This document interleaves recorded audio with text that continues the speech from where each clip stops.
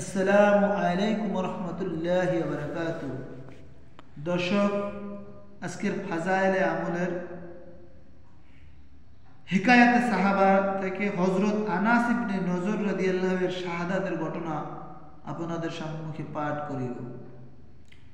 শুরুতেই সবাই একটু রাসূল করিম সাল্লাল্লাহু আলাইহি ওয়াসাল্লামের উপর দুরূদ পড়ি। আল্লাহুম্মা সাল্লি আলা سيدنا ونبينا وشفينا وحبيبنا مولانا محمد صلى الله على آله وصحبه وبارك وسلم।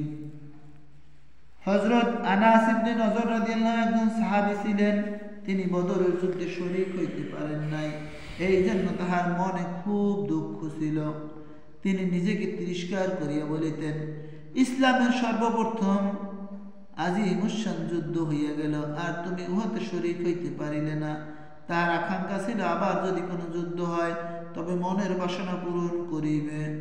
ঘটনাক্রমে উহুদের যুদ্ধ সামনে আসিয়া গেল। উহাতে তিনি অত্যন্ত বীরত্ব ও সাহসিকতার সহিত অংশগ্রহণ করিলেন। উহুদ যুদ্ধের প্রথম দিকে তো মুসলমানের বিজয় হইয়াছিল, কিন্তু শেষ দিকে একটি ভুলের কারণে মুসলমানদের পরাজয় ঘটিল।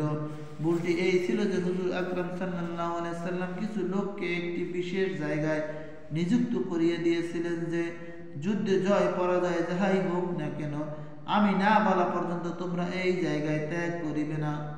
কেননা ওই দিক হইতে দুশমনের হামলার আশঙ্কা ছিল।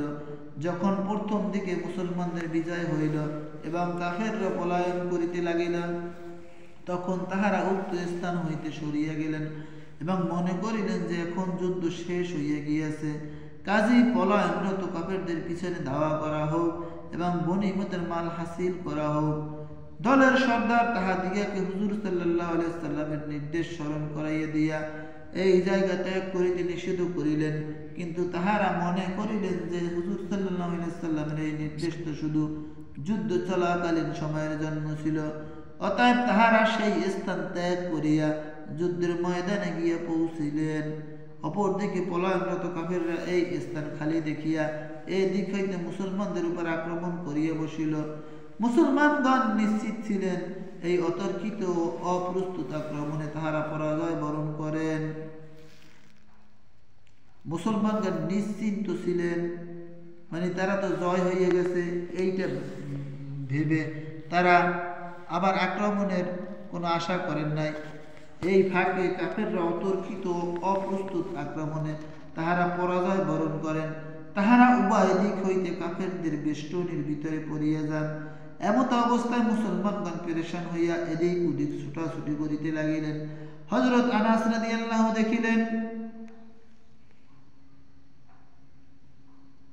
সম্মুখ দিক হইতে এক সাহাবী হযরত সাআদ বিন মুআজ রাদিয়াল্লাহু আসিতেছেন। তিনি তাহাকে বলিলেন, হে সাআদ, কোথায় যাইতেছ? আল্লাহর কসম, উহুদ পাহাড় হইতে জান্নাতের খুশবু আসিতেছে। এই বলিয়া তিনি উন্মুক্ত তরবারি হাতে কাফেরদের বীরের ভিতরে ঢুকিয়া পড়িলেন এবং শহীদ না হওয়া পর্যন্ত ফিরিলেন না। শাহাদাতের পর দেখা গেল দুশমনের অস্ত্রের আঘাতে তাহার দেহ চালুনির মতো ক্ষত বিক্ষত হইয়া গিয়াছে। তাহার শরীরে তীর ও তরবারির ৮০টিরও বেশি আঘাত ছিল। তাহার বোন অঙ্গুলির গিরা দেখিয়া তাহাকে চিনিতে পারিয়াছিলেন। ফায়দা, যাহারা ইখলাস ও সত্যিকার আগ্রহের সহিত আল্লাহর কাজে লাগিয়া যান, তাহারা দুনিয়াতে জান্নাতের মজা পাইয়া থাকেন। হযরত আনাস রাদিয়াল্লাহু জীবদ্দশায় জান্নাতের খুশবু পাইতেছিলেন। যদি মানুষের মধ্যে ইখলাস আসিয়া যায় তবে দুনিয়াতেও তাহারা জান্নাতের মজা পাইতে থাকে। আমি হযরত মাওলানা শাহ আব্দুর রহিম রায়পুরী রহমতুল্লাহ আলাইহি এর একজন নির্ভরযোগ্য ও মুখলেস খাদেমের নিকট শুনিয়াছি যে তিনি প্রায় বলিতেন, জান্নাতের মজা পাইতেছি। ফাজাইলে রমজানের মধ্যে আমি এই ঘটনা লিখিয়েছি। আলহামদুলিল্লাহি রাব্বিল আলামিন। আপনারা এক দ্বীনি ভাই বা অন্য এক মুসলমান যাতে এই কথা শুনতে পারে সেই জন্য অবশ্যই শেয়ার করে দিন, আপনি অনেক নেকি অধিকারী হবেন। আসসালামু আলাইকুম ওয়া রাহমাতুল্লাহি ওয়া বারাকাতুহু।